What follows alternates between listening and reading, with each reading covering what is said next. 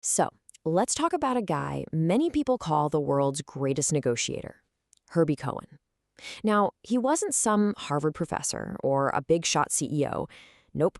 He was a street smart kid from Brooklyn who figured out that life, well, it's basically a game. And his rules for playing it are as brilliant as they are, frankly, a little bit weird. And yeah, right out of the gate, you get a feel for this guy. This is something he actually told his own kids. It's blunt, it's hilarious, and it just perfectly sums up a worldview that is 100% unique. See, Herbie Cohen saw the game and he knew all the angles. You're not going to find his theories in some dusty textbook. Herbie's wisdom was cooked up in the real world. I mean, this is a guy who learned how to negotiate by talking a kid out of a dog napping, by leading a street gang, and, get this, by figuring out how to survive as a New Yorker in an army platoon full of guys from the South. Which brings us to what we'll call his unconventional classroom. Because with Herbie, the lessons were never, ever straightforward. They were always wrapped up in these bizarre, unforgettable stories, things you wouldn't really understand until years later. Okay, for example, when he taught his kids how to drive, he'd wait. He'd wait until they were merging onto a busy highway, and then he would just slug them hard, right in the ribs. His logic, he wanted to see how they'd react to a sudden crisis, like getting stung by a bee while driving. It's a crazy method for sure, but man, it hammers home his point. And that's the whole idea right there, isn't it? The facts of driving. The what. That's the easy part. But handling the panic, the chaos, the emotion, the how, that was the real lesson. And for Herbie, the how always beat the what. All right, so this leads us to his first and maybe his most powerful lesson. For Herbie Cohen, power wasn't a real thing you had. It was something you just made other people believe you had. So when he was just a kid, like 9 years old, he was a crossing guard. And to settle a bout with his friend, who happened to be young Larry King, Herbie just walked into the middle of a busy street, held up his hand, and brought all the traffic to a screeching halt. He had no real power, just an orange sash and a ton of confidence. But you know what? That was enough. And there it is. That's the punchline that pretty much defined his entire career. Power is just a story you tell yourself and the other guy. And if they believe it, well, then it's true. This single idea is the key to understanding his most legendary negotiation of all time. This whole idea of perceived power is the absolute core of his most famous story, the Mappo saga. It's basically a masterclass in high-stakes negotiation disguised as a teenage prank. And it all kicked off when their friend Mappo had to leave school for his health. So what started as a tiny lie to raise a little money for hot dogs, it spiraled big time. The school goes all out. They create this big memorial award in Mappo's name. And on the day of the huge ceremony, with a reporter from the New York Times there, by the way, a very healthy, very much alive Mappo just casually walks in. And in this moment of just pure chaotic genius, Herbie leaps to his feet on stage and yells this at his friend, trying desperately to keep his made-up reality alive. It's total pandemonium. And of course, afterwards, he's dragged straight to the principal's office, about to be expelled. But this is where the magic happens. He doesn't beg for forgiveness. He negotiates. First, he admits they were wrong.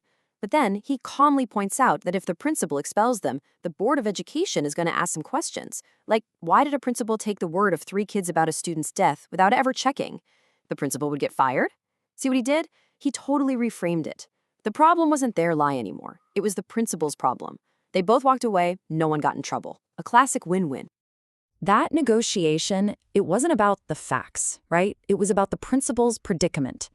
And this brings us right to Herbie's second huge lesson, the constant battle between the how and the what. He told this story about taking his son to buy his first car. They find this Honda Civic, and on paper, it's perfect. The what checks every single box. But the car is covered in these awful, tacky painted names. And Herbie just refuses to buy it. Why? Because the how, the whole vibe, the context, was just all wrong. As he put it, a schmuck owned this car. And you never, ever want to inherit a schmuck's problems. Okay, so if power is perception and the context can beat the facts, how do you actually control the game? Well, that takes us to his third lesson. And this one's a little more zen. He called it engaged detachment. Basically, it means you're in it to win it, you're fully invested in the process, but you're not desperate for any single outcome. Your real power, your ultimate strength is your ability to get up from the table and just walk away. And he lived this stuff. In the Army, he coached this basketball team that had zero talent. Seriously, they couldn't outrun or outshoot anybody. So they didn't even try. Instead, they slowed the game down to a mind-numbingly boring crawl, just passing the ball back and forth, endlessly. They didn't care about scoring. They just cared about stopping the other team from playing their game. They frustrated their opponents into making mistakes, and they won by controlling the tempo, not the scoreboard. And this was his personal mantra for keeping things in perspective. Whatever you're dealing with, whatever negotiation is on the table, just remember this little phrase. It's the perfect reminder to care, sure, but not that much.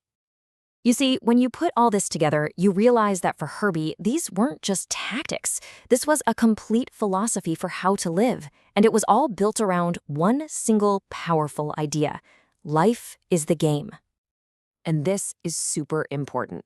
Even though his methods sound kind of crafty, they weren't about tricking people or manipulation. It was all about deep, genuine empathy. He believed that if you can truly understand the other person's fears, their needs, their pressures, you can always find a solution where everybody gets what they really need.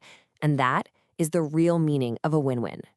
His entire philosophy can really be boiled down into a few of these sharp, unforgettable one-liners. He'd always say, "We see things not as they are, but as we are," reminding you that everyone's playing on their own field in their own reality. He didn't believe in magic charisma. He believed in doing your homework. As he put it, the key to walking on water is knowing where the stones are. And maybe his most famous gem, a reminder that you have to be willing to play the game and fight for what's yours, was this: "The meek shall inherit the earth, but not its mineral rights." In the end, what Herbie Cohen taught us is that the rules of any situation at all, are almost always negotiable. So the question he kind of leaves us with is this: what is the game that you're playing, at work, at home, in your life?